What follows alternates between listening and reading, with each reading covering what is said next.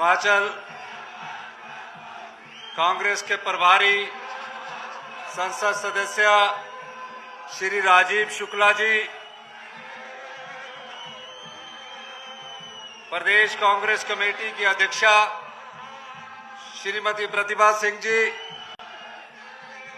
हिमाचल सरकार में उप मुख्यमंत्री मुकेश अग्निहोत्री जी, हमारे साथी प्रदेश अखिल भारतीय कांग्रेस कमेटी के सचिव तंजिंदर बिट्टू जी, इस रैली के कोऑर्डिनेटर श्री जगत सिंह नेगी जी, हिमाचल कांग्रेस के पूर्व अध्यक्षा श्रीमती बिप्लब ठाकुर जी, हिमाचल कांग्रेस के पूर्व अध्यक्ष कुलदीप सिंह ठाकुर जी, हिमाचल कांग्रेस के पूर्व अध्यक्ष कुलदीप कुमार जी, हिमाचल कांग्रेस के पूर्व अध्यक्ष कुलदीप पठानिया जी, सभी सम्मानित मंत्रीगण, मंच पर विराजमान सभी विधायकगण, जिला कांग्रेस कमेटी के सभी अध्यक्ष,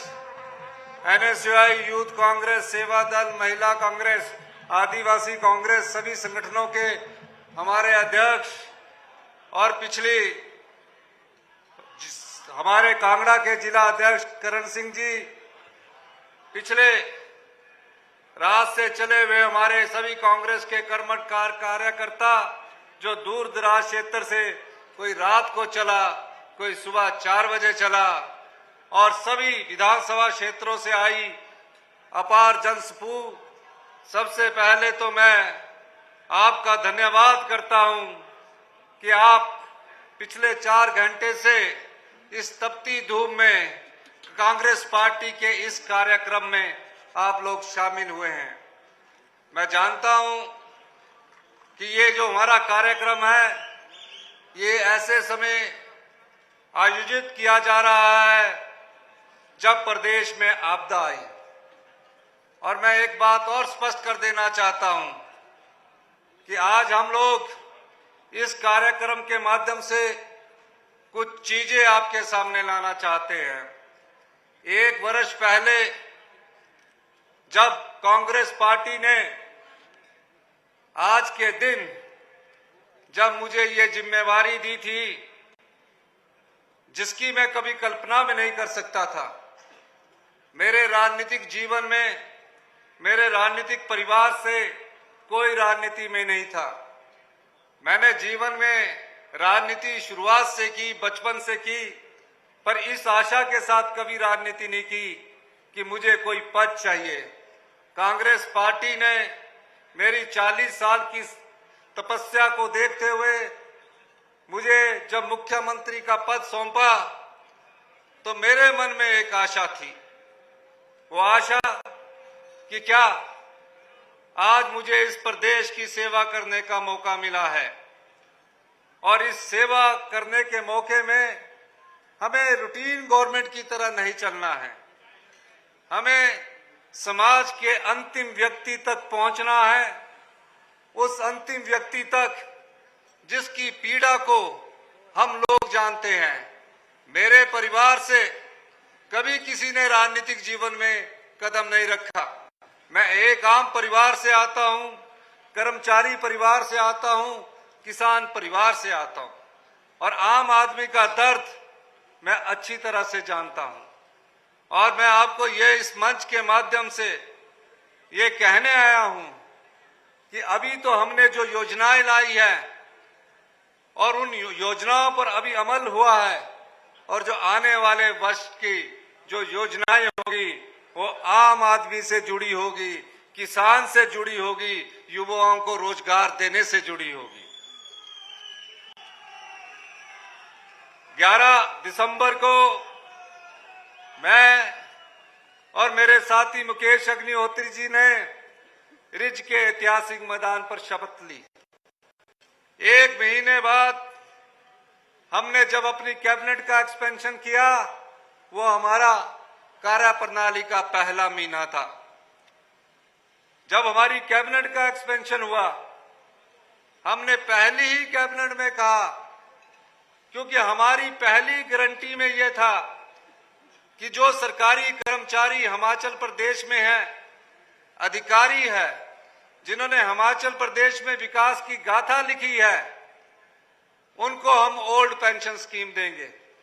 चुनाव तो खत्म हो चुके थे और अगला चुनाव तो 5 वर्ष बाद आना था, लेकिन हमने कहा कि हमारी सरकार ने वादा किया है, हमारे राष्ट्रीय नेताओं ने वादा किया है और हमने पहली गारंटी जिसका हमने पहली कैबिनेट के लिए वादा किया था, ओल्ड पेंशन स्कीम लगाकर हजारों सरकारी कर्मचारियों के बुढ़ापे को हमने सुरक्षित किया। ओल्ड पेंशन स्कीम कोई राजनीतिक लाभ के लिए नहीं देगी कि हमें अगले आने वाले चुनावों में उसका फायदा हो, क्योंकि जब चुनाव हुए तो सरकारी कर्मचारियों को ये आशा ही नहीं थी कि कौन सी सरकार बनेगी और कौन सी सरकार सत्ता में आएगी। जनता ने हमें साथ दिया, जिसमें सरकारी कर्मचारी भी थे, किसान भी थे, युवा भी थे, महिलाएं भी थी, मजदूर भी थे। हम सरकार में आए, चाहते तो हम उस पहली ही गारंटी को 4 वर्ष चुनावों से 1 वर्ष पहले हम उसको पूरा करते, लेकिन हमारा वादा था और हमने उस गारंटी को पूरा किया। यह हमारे पहले मंथ का कार्यकाल में हुआ। दूसरे महीने युवा लोग हमारे पास आए, कहा कि मेरा पेपर बहुत अच्छा हुआ है, मुझे 90 नंबर आने चाहिए। मैं पिछली बार 3 एग्जाम दे चुका हूं, लेकिन मैं सिलेक्ट नहीं हो रहा हूं। हमने पूछा कारण क्या है, कि सबॉर्डिनेट सिलेक्शन बोर्ड में धांधली हो रही है, जो कि हमीरपुर में था। हमने जाल बुना और उस जाल में हमने जब पाया कि सबॉर्डिनेट सिलेक्शन बोर्ड के कर्मचारी पेपर लीक किया करते थे और पिछले 4 साल से जो भारतीय जनता पार्टी की सरकार थी, ये गोरख धंधा चला हुआ था। हमने तुरंत प्रभाव से इस भ्रष्टाचार पर लगाम लगाने के लिए सबॉर्डिनेट सिलेक्शन बोर्ड को भंग किया और युवाओं के साथ जो अन्याय हो रहा था, उस अन्याय को हमने रोकने का पूरा प्रयास किया। मैं ये बात इसलिए कह रहा हूं कि दूसरे महीने की चुनौती थी। जब हमारा मार्च का महीना आया, बजट रखा गया, तो हमारे पास दिन का खर्चा चलाने के लिए भी पैसे नहीं थे। 14,000 करोड़ का खर्चा इस भारतीय जनता पार्टी की सरकार ने 2022-23 में कि चुनाव कैसे जीते जाने हैं, इन्होंने 14,000 करोड़ रुपए का कर्जा उठाया और उस कर्जे के बोझ को आज कांग्रेस पार्टी को ढोना पड़ रहा है। जब हमने बजट देखा, 75,000 करोड़ का कर्जा हिमाचल के आम नागरिकों पर चढ़ा हुआ था।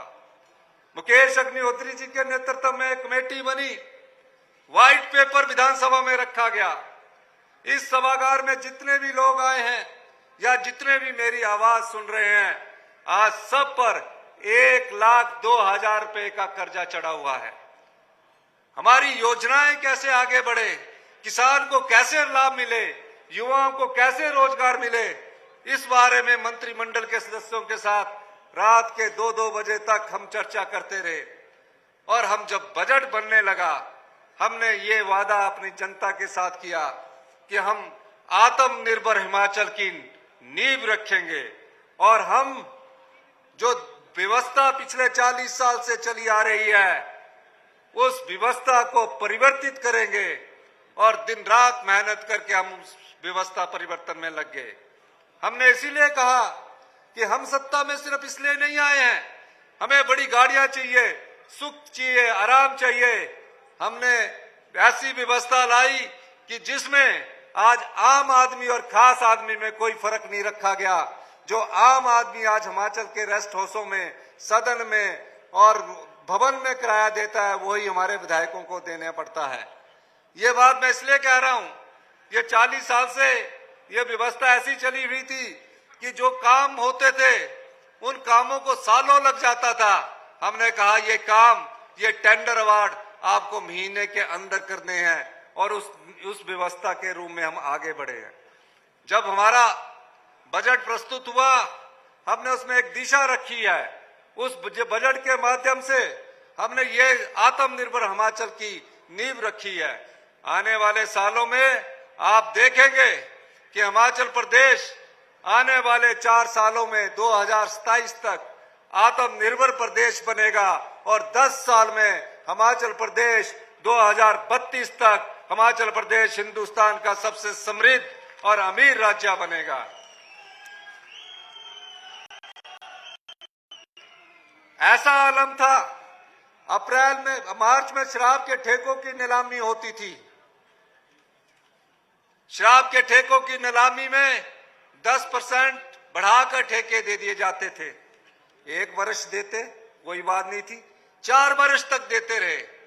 जब हमने शराब के ठेकों की नीलामी की तो 500 करोड़ रुपया 1 साल में राजस्व आने की उम्मीद हमारी सरकार को उन ठेकों की नीलामी से होने जा रही है। 500 करोड़ रुपया जहां 180 करोड़ रुपया आता था। यही नहीं, उसके बाद आपदा आई। आपदा में ये देखिए, जैसे ही आपदा आई, सरकार के सारे मंत्रिमंडल के सदस्य, सरकार के हमारे deputy chief minister Mukesh Agnihotri ji, PWD minister Vikramaditya ji, हमारे सभी मंत्री रोहित ठाकुर जी, हमारे मंत्री चंद्र कुमार, धनीराम शांडिल जी, हर्षवर्धन चौहान जी, सब जिलों में विजिट किया। रघुवीर सिंह बाली जी, सब जगहों में इन्होंने विजिट करके अधिकारियों की बैठक रखी। इतिहास की सबसे बड़ी आपदा थी। कई घर उजड़ गए। एक एक पाई जोड़कर कोई गरीब आदमी, कोई आम आदमी अपना घर बनाता है। 4000 घर पूर्णतया क्षतिग्रस्त हो गए। 13,000 घर आंशिक रूप से क्षतिग्रस्त हो गए। 50,000 के करीब पशुशालाएं, जो काउ शेड है, पूरी तरह उजड़ गए। हम दिन रात मेहनत करते रहे, भारत सरकार से ये अनुरोध करते रहे कि हमें स्पेशल रिलीफ पैकेज दीजिए। हम बार बार प्रधानमंत्री से भी मिले, गृह मंत्री से भी मिले, लेकिन जब बीजेपी की जो विधायक दल के नेता है, विधायक है, कहते रहे कि विधानसभा सेशन बुलाइए। हमने कहा हम विधानसभा सेशन जरूर बुलाएंगे, लेकिन थोड़ा इंतजार कीजिए। लेकिन वो बार बार एक ही स्टेटमेंट देते रहे। जब हमने विधानसभा का सेशन बुलाया, हमने उनके प्रस्ताव को सरकारी संकल्प मान लिया। आपदा पर बहस हुई, 3 दिन तक बहस चली, हम पर आरोप लगते रहे। और जब आपदा प्रभावित परिवारों के लिए उस संकल्प में वोट देने की बात आई, तो भारतीय जनता पार्टी का पूरा विधायक दल उस विधानसभागार में चुप होकर बैठा रहा, मूक होकर बैठा रहा। वो प्रभावित परिवारों के साथ खड़े नहीं हुए। कांग्रेस ने मेजॉरिटी से उस संकल्प को पास किया और आज उस संकल्प को पास करने के लिए हमने उसे केंद्र सरकार के लिए भेज दिया। यही नहीं, मैं आज उन सांसदों से भी पूछना चाहता हूं, जब इतिहास की सबसे बड़ी आपदा आई है, जब इतिहास की सबसे बड़ी आपदा में उन सांसदों की जरूरत थी, तो हमारी सांसद प्रतिभा सिंह जी देश के प्रधानमंत्री से मिली। कहा हिमाचल छोटा सा प्रदेश है, यहाँ के बड़े सीधे साधे भोले भाले लोग हैं, आप उनकी आपदा में मदद कीजिए। लेकिन उनके कान पर जूं नहीं रहूंगी। ये छोड़िए, जिन सांसदों को आपने वोट डालकर चुनकर भेजा, उन सांसदों की इतनी हिम्मत नहीं हुई कि वो देश के गृह मंत्री से तीनों सांसद मिलकर एक अपील करते कि आपदा राहत प्रदेश हिमाचल प्रदेश के लिए कुछ धन दीजिए। प्रधानमंत्री से मिलते, कहीं उनका फोटो नहीं दिया। लेकिन उन्होंने इस आपदा में हिमाचल के लोगों के साथ खड़े नहीं हुए। आपके पास समय है, कौन खड़ा हुआ आपके के साथ? हम लोग खड़े हुए। हमारे पास साधन नहीं थे, कर्जे के बोझ के नीचे हम दबे हुए थे। हमने कहा नहीं, हिमाचल के जो 16,000 परिवार उजड़ गए हैं, जिस गरीब का घर उजड़ा है, जिस माता का घर उजड़ा है, जिस किसान का घर क्षतिग्रस्त हुआ है, उसके लिए हिमाचल प्रदेश सरकार खड़ी होगी। हिमाचल प्रदेश मंत्रिमंडल की बैठक हुई, हमने 45,000 करोड़ रुपए का आपदा राहत पैकेज आप लोगों के लिए दिया। कानून मिला, कानून पढ़ाया गया कि अब केंद्र के कानून के हिसाब से पूर्णतः क्षतिग्रस्त मकान को सिर्फ 1,50,000 रुपया मिलेगा और आंशिक रूप से क्षतिग्रस्त मकान को सिर्फ 5,000 रुपया मिलेगा। हमने कहा हिमाचल के लोगों को आज जरूरत है, हमने कानून बदल दिया, हमने नियम बदल दिया और 1.5 लाख की जगह 7 लाख रुपया प्रति परिवार हमने देने की घोषणा की।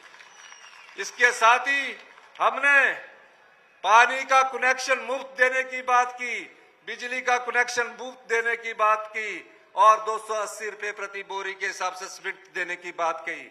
यही नहीं, हिंदुस्तान में कभी ऐसा नहीं हुआ होगा, कोई एक ऐसा उदाहरण नहीं मिला होगा। जब आपदा आई, हमने बोला कि आपदा प्रभावित जो परिवार अपने गांव में रहना चाहता है उसे 5,000 रुपया गांव में रहने के लिए मकान का किराया मिलेगा, शहर में रहने के लिए 10,000 रुपया किराया मिलेगा और 31 मार्च 2024 तक गैस का सिलेंडर और मुफ्त अनाज हमारी सरकार ने इसको देने का प्रावधान किया। ये संवेदनशील सरकार है, ये आपकी भावनाओं की कदर करना जानती है, लेकिन भारतीय जनता पार्टी के लोग आज तक यही नहीं आपदा में एक पैसा प्रदेश सरकार को दिलाने में नाकाम रहे हैं। यही नहीं, आए दिन हमारे से गारंटियों की बात पूछते हैं, आए दिन गारंटियों की बात करते हैं। हम तो गारंटियों से भी आगे बढ़कर आपके लिए सोचते हैं। एक साल में हमने 3 गारंटियां पूरी की है। पहली गारंटी ओपीएस की पूरी की। जब हमने शिक्षा का स्तर गिरता हुआ देखा, हमने कहा था हर एक विधानसभा में 4 इंग्लिश मीडियम स्कूल बनाएंगे। हमने उसमें भी व्यवस्था परिवर्तन किया। अगले एकेडमिक सेशन से हिमाचल प्रदेश के जितने भी स्कूल हैं उसमें इंग्लिश मीडियम को लागू कर दिया जाएगा। तीसरी गारंटी थी हमारी 680 करोड़ रुपए की स्टार्टअप योजना। क्या है ये? हमने कहा पहली स्टार्टअप योजना के तहत जो ई टैक्सी वाले हैं, अगर वो ई टैक्सी लेंगे तो उनको हम 50% अनुदान देंगे, यानी 10 लाख की गाड़ी में 5 लाख रुपया हम अनुदान के रूप में देंगे। अभी इंतजार करिए, अभी इसमें और पैकेज आने वाला है। आज इस मंच के माध्यम से मैं लाहौल स्पीति में ये पूरे जिले में 18 साल से ऊपर की सभी महिलाओं को प्रथम चरण में 1,500 रुपए देने की घोषणा करता हूं।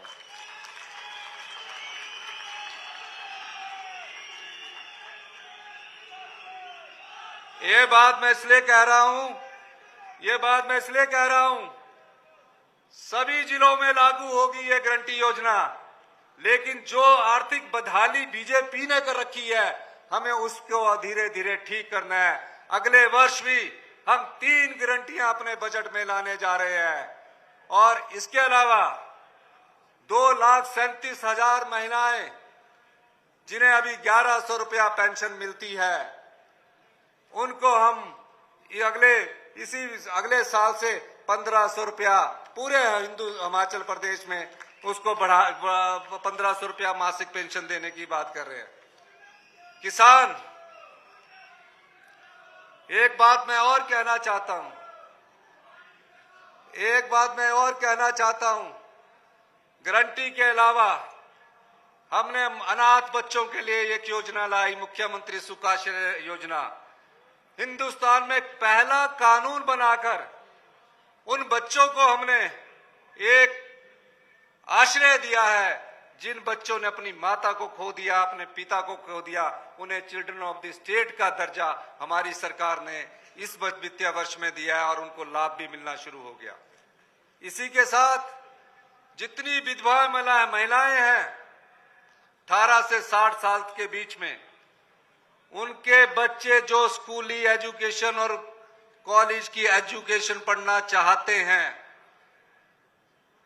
अगले वित्तीय वर्ष से वो चाहे डॉक्टर बने, वो चाहे इंजीनियर बने, वो चाहे आईआईटी में जाए, वो चाहे आईआईएम में जाए, उन सभी विधवा माताओं के बच्चों की सुरक्षा और पढ़ाई का खर्चा हिमाचल प्रदेश सरकार उठाएगी। इसे अगले साल से सरकार उठाएगी। इसके अलावा अगले साल के बजट में हम किसानों के लिए जो दूध उत्पादक है और जो गोबर की बात कर रहे हैं कि 2 रुपए किलो गोबर सरकार कब खरीदेगी, इसी अगले महीने से हमारे कृषि मंत्री चौधरी चंद्र कुमार जी ने योजना को जनवरी के पहले हफ्ते से लागू करने की घोषणा की है। मैं इस मंच के माध्यम से कहता हूं कि हमारी सरकार 2 रुपए किलो के हिसाब से गोबर खरीदना लक्ष्य नहीं है। गोबर खरीदना लक्ष्य नहीं है। किसान की समृद्धि कैसे हो, किसान कैसे दुग्ध उत्पादक से प्राकृतिक खेती की तरफ जाए, हमारी सरकार आने वाले बजट में उसका भी प्रावधान करने जा रही है। लेकिन आज मैं देखता हूं जो दूध पालक है उनसे सरकार 31 रुपए प्रति लीटर के हिसाब से दूध खरीदती है। इस मंच के माध्यम से मैं कहना चाहता हूं कि जनवरी से जो 31 रुपए हमारी मिल्क फेडरेशन बेचारे किसान से 31 रुपए लीटर दूध खरीद रही है, उसमें 6 रुपए बढ़ाने की मैं घोषणा करता हूं। जनवरी से 37 रुपए हम किलो प्रति वो दूध खरीदेंगे। ये बजट के अलावा मैं घोषणा कर रहा हूं, लेकिन ये सब चीजें उस समृद्ध हिमाचल की ओर अग्रसर हो रही है जिसकी नींव हमने डाली है। और आने वाले समय में हम एक ऐसी सोलर योजना लाने जा रहे हैं। आप हमें 6 कनाल जगह दीजिए, 3 बीघा जगह दीजिए, हम आपको 20,000 रुपया पर मंथ हमारी सरकार देगी और 2,40,000 हमारी सरकार हर साल का देगी। वो ऐसी योजना हम युवाओं के लिए लाने जा रहे हैं। इसलिए ये कुछ एक चीजें मैं युवाओं से संबंधित भी करना चाहता हूं। युवा का भविष्य कैसे उज्जवल हो, इस दिशा में हमारी सरकार ने काम किया। 2,27,000 छात्र JOIT के 817 पोस्ट कार्ड में बैठे। कब उनका एग्जाम हुआ? 2020 में। पिछली जो जयराम सरकार थी वो सो ही रही, कभी हाई कोर्ट में गए, कभी सुप्रीम कोर्ट में गए। हमारी सरकार ने सुप्रीम कोर्ट में अपना पक्ष मजबूती से रखा और 817 के जो 2 पोस्ट कार्ड के जो 2,27,000 हमारे युवा साथी है, जल्दी ही हम उनका रिजल्ट घोषित करके उनको नौकरी देने वाले हैं। आने समय में उनको रोजगार के अवसर मिलेंगे। अभी हमसे कुछ और पूछते हैं। इसी साल मार्च 31 मार्च 2024 से पहले 2061 वन रक्षकों की भर्ती होगी, 1230 पुलिस रक्षकों की भर्ती होगी, 5,000 पंप ऑपरेटर्स, मल्टीपर्पज वर्कर्स इनकी भर्ती होगी, 975 पटवारियों की भर्ती होगी, 6,000 हमारे शिक्षा मंत्री जी ने बताया 6,000 JVT, TGT, लेक्चरर, उनके बैच वाइज इंटरव्यू स्टार्ट हो गए हैं, उनकी भर्ती होगी। यही नहीं, एक साल में हम 20,000 सरकारी नौकरियां देने जा रहे हैं। इतिहास उठाकर देख लीजिए, कभी एक साल में 20,000 नौकरियां नहीं मिली। जयराम जी की सरकार में पूरे 5 साल में भी 20,000 नौकरियां मिली होगी। उसमें भी सभी रिजल्ट कानूनी पेचीदों में फंस गए, कोई हाई कोर्ट में फंस गया, कोई सुप्रीम कोर्ट में फंस गया एक साल में। और उसके अलावा जो प्राइवेट क्षेत्र में रोजगार के अवसर हम प्रदान करने जा रहे हैं, वो तो असंख्य रोजगारों की हम अभी प्रदान करने जा रहे हैं। यह सरकार की कर्तव्यनिष्ठा है। इसीलिए आज मैं आपके सामने ये कहना चाहता हूं, ये वो सरकार है जो आम लोगों की सरकार है, गरीब की सरकार है, किसान की सरकार है। इस सरकार में सभी माताओं का सम्मान होगा, सभी बहनों का सम्मान होगा, किसान का सम्मान होगा, युवाओं को रोजगार के अवसर प्रदान होंगे और कर्मचारी को पूरा सम्मान मिलेगा। लेकिन उसके लिए आप लोगों का हमें साथ चाहिए। हमें थोड़े कड़े फैसले लेने पड़ेंगे। कड़े फैसले आपके हित में हैं। हम कोई रूटीन की सरकार नहीं चलाना चाहते कि आज सत्ता में आए 5 साल बाद बदलना है, आंखें बंद करके सरकार चलाइए, जैसे कि पिछले जयराम ठाकुर जी ने आंखें बंद करके सरकार चलाई। हम सरकार में व्यवस्था परिवर्तन करना चाहते हैं। 1 साल में जो हमने व्यवस्था परिवर्तन किया है, उस व्यवस्था परिवर्तन अब आपको धरातल में दिखने को मिलेगा। इन्हीं शब्दों के साथ एक बार फिर से मैं हिमाचल की जनता का धन्यवाद करता हूं। आप देखते रहिए, आने वाला समय आपका है, हिमाचल का है। 10 साल में हिमाचल हिंदुस्तान का सबसे समृद्धशाली और अमीर राज्य बनेगा। आप सब लोगों का बहुत बहुत धन्यवाद। जय हिंद, जय भारत।